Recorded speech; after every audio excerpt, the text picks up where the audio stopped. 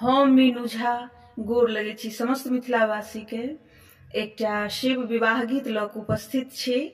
कोशिश करे छी अपने लोकन के नीक लागे। धन्यवाद। जय मिथिला, जय मैथिली। आगे माई सुनई छलियनि हर बड़ सुंदर। आगे माई सुनई छलियनि हर बड़ सुंदर।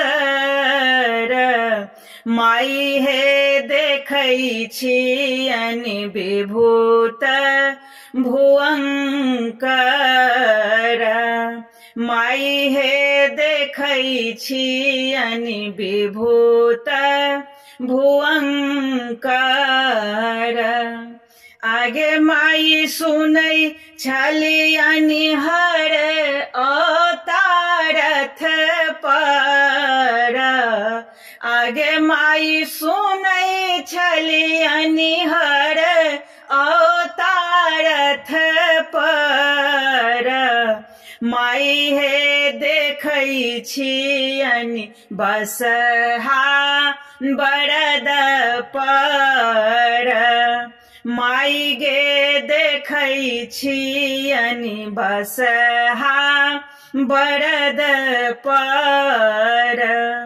आगे माई सुनै छलियनि पाट पीताम्बर।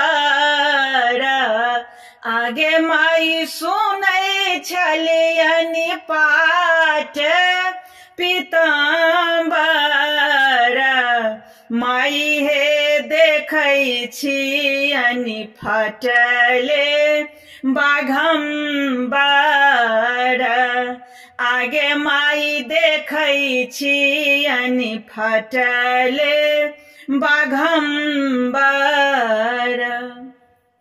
आगे माई सुनै छलियनि गरा मोती माल हे। आगे माई सुनै छलियनि गरा मोती माल हे। माई गे देखै छियनि नागक हार हे। आगे माई देखै छियनि नागक हार हे। आगे माई भनहि विद्यापति गाओल। आगे माई भनहि विद्यापति गाओल। माई हे गौरे उचित वर पाओल। माई हे गौरे उचित वर